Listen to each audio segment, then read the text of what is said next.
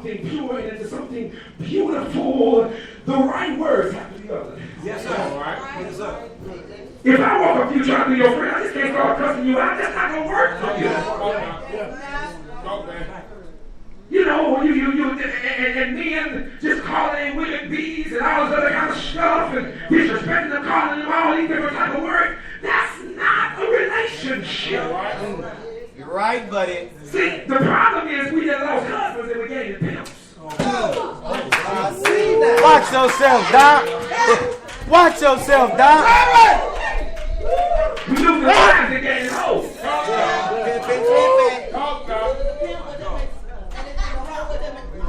That's what's happening in society. You got to have a pimp. Now he acts. He'll slap her around. If she's late, he should come running.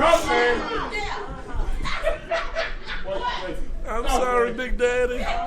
Where's my money? Daddy, I got your money, Daddy. I got your money right here, Daddy. Preacher! Say a word of praise. There's no more family structure. There's no more family. And see, the problem is, man ain't got no game no more. See, when I got my wife, I had game. Because I was trained to say the right words. My daddy taught me that. And I was trained. See, if you want a dog to act right, hello, somebody sound like a woman has a dog. If you want to act right, you got to train them. So my daddy told me a long time ago, I was 12 years old, I'll never forget it. My daddy said, if you want your woman to be happy, or he said, if you want to be happy, he said, you make sure that you keep a smile on that woman's face at all times. He said, I guarantee you, if she's happy, she will make sure you happy. That's it, Doc. That was training. That's training. And at 12 years old, it stuck with me. So all I've ever done is try to keep my wife smiling. And guess what? If she's smiling, y'all can best believe that Pastor gonna be smiling. Oh, yes. She gonna take care of Pastor's needs. Yes, sir. Why? Because relationships are what's supposed to be cultivated. It's supposed to be beautiful. But that old little pink tornado in your mouth. Pink tornado. Oh, Lord. Pink That tornado. little hurricane of talk. I heard you. Let me tell you something. Two things that destroy marriages. Sex and money. Two things that destroy marriages is sex and money. The next thing is your mouth. I'm telling you, I was in one. I was in a very verbally abusive relationship. Stayed in there for 10 years. And had enough. Couldn't take it anymore. Because there is no sense for verbal abuse. Right. If I'm being good to you, if I'm providing everything you need, if I took you from a shack to a mansion, and you're talking to me like you crazy, don't let the door hit you where the good Lord split you. I will leave you where I found you. Peace and we are. Peace and heaven. Yes, sir. Peace down. Deuces, we are. See, the problem is we don't choose our battles. See, we have to choose the battles at this time. See, you ain't got to get into it every night. Sometimes just shut up. I don't care if they're wrong. Child. Yes. Yes, sir. Do you know what the book says? The book says, this is the problem. This is the problem right here. In Proverbs. I see you in that book.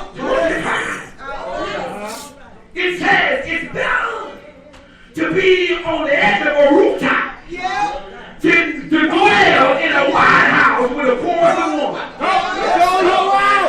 That's the book, buddy. If you don't believe, I want you to look it up. It's right there. Talk, man. Learn how to be quiet. Yeah. See, the problem is, I want you to look at the Bible. I only found one place in the Bible where the Bible commands the woman to love.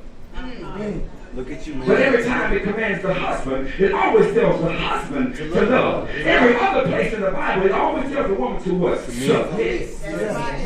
You know why? Because the woman shows her love through her submission.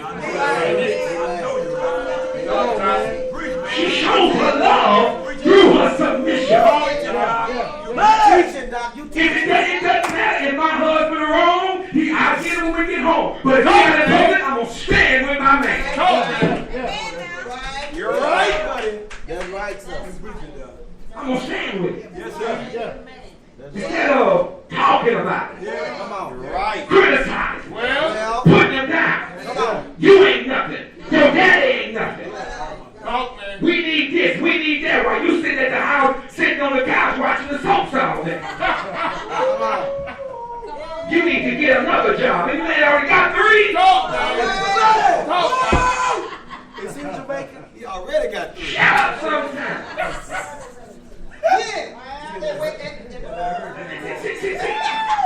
How can you win a spiritual battle in carnality? You can't do it. The Bible says that the flesh and the spirit don't mix. So why are we trying to solve spiritual problems in the flesh? Your tongue is a fleshly member. So why are you trying to tame something with your flesh when all your flesh want to do is feel good? Just like Halle Berry said, can you make me feel good? Yeah, she did wrong. Yeah, she need to hear that sermon tonight. See, you got to recognize the real forces that are at work. She need to hear that sermon. You got to recognize the real forces that are at work. Watch this. What happens? McCall, what happens if one day you just extract you out of the situation? Wow. What happens if you just extract you out of the situation? Tell me how much more infuriating would it be? Or would it be just as calm? But because you want to make your point clear. But because you want to make sure that you're right, I got to have the last say. That's our problem, right there. That last say, man. You know, me and my wife can have a conversation. I ain't talking to each other. Right? She can look at me, I can look at her. We had a whole conversation. Ain't nobody even knows. And we got to say a word. Why is it that we destroy the ones we're supposed to love? Why do we break down the ones who are trying to lift us up? See, you know what I realized? The Lord had to, I saw something pitiful. I saw something pitiful Sunday. Pitiful, Pastor Vance, pitiful. I saw a young lady come join church. She was 16 years old. And she came and she joined church and she wanted to be baptized, going through some things in her life. And this church was so in its tradition. The pastor got up and he said a couple good things, but he said something that troubled me. A couple good things. Something about, he said something to the fact that he was judging her relationship just because she hadn't been baptized. Well, I can remember a thief on the cross that probably was baptized and made it to the kingdom. Come on. So you can't judge a person's relationship based on, I know folks that was dry devils, came up wet devils. Ain't changed at all. And so then, the most absurd thing I've ever seen, he says, I'm going to dedicate a song to you. And this song was a song I don't even think my grandma ever heard. It sounded like this old slavery song that I ain't never heard before. I've been around church a long time, y'all. And I'm saying to myself, how is this 16-year-old child going to relate to something that she can't relate to? And then we wonder why they be gone. We wonder why they leave. We wonder why we don't see them anymore. Well, the Lord told me it's not their fault, it's our fault. We don't take the time to pour the right things into them. Because we're too busy doing what we do. We're too busy doing what we do. Don't y'all know this is a spiritual battle that we're fighting? This is not a carnal battle that we're fighting. And when you're dealing with your tongue, it is a spiritual battle. Yes. So watch this. If you go to Job 6:21-25, watch what it says. It says, for now ye are nothing. Ye see my casting down and are afraid. Did I say bring unto me? Or give a reward for me of your substance? Or deliver me from the enemy's hand? or redeem me from the hand of the mighty? Teach me, and I will hold my tongue, and cause me to understand wherein I have erred. How forcible are the right words, but what doth your arguing reprove? What you arguing for? You know one thing I can't stand? In public. A husband and wife sit up here, I'm talking about arguing down. I'm getting some tires on my truck. And I see this lady. Now this is the most craziest thing I've seen, Pennsylvania. She walking down the street with her cell phone in her ear, hollering and screaming at whoever was on the other end. Waving her hand, I'm talking about like somebody right in her face.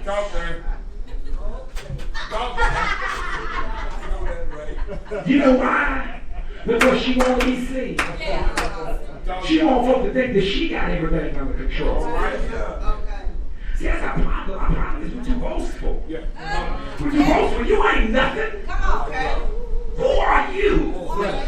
See, that's the problem is we puff ourselves up. When the Bible says that pride comes before the fall. See, that's what happened to Satan. Y'all do know that, right? Satan got lifted up in pride. And guess what had to happen? Boop. So guess what happened to you? Boop. You get kicked out too. You were not immune. If Satan got kicked out, that was the Lord's boy.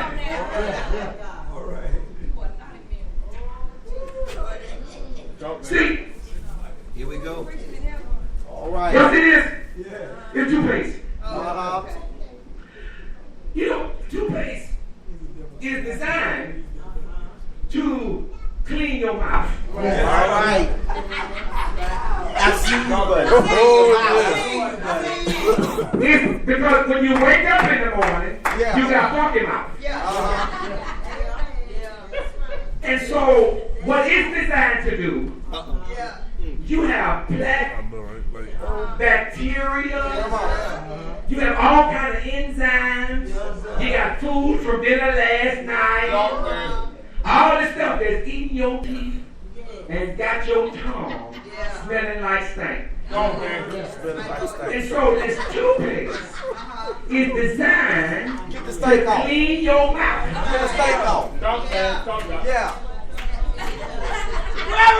Now, if you got raggedy mouth, you ain't clean. Yuck mouth. They call it. If you got yucky, it ain't being clean. Mush mouth. But watch this. I done seen some nasty looking mouth be the cleanest mouth in the world. Because watch what happened. Let me show you something. You got my spirit woke with them Oreos. There's something special about toothpaste. Come on. Watch this. If you look at the ingredients of toothpaste, everything that's on here is poison. That's why they tell you don't swallow it. You swish, gargle, and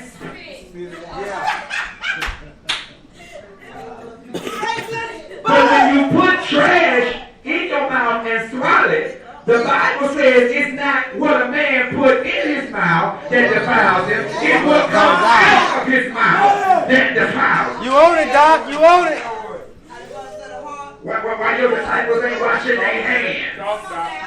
He said, what good is it to make the outside of the plate look good when the inside is full of ravening and wickedness? That's what he said, Doc. Something else about toothpaste. You know, once you open it up, Oh, yes. and you squeeze that piece on your toothbrush, Oh, yes. you can't put it back in this toothbrush. That's right. You won't go. Y'all missed that. It's out. Once it squirts and it's out, you can't open. It's gone. It's gone. It's too late. It's gone. They ain't even made inventions to make sure all of it get out. Yeah. What am I saying to you, Christian?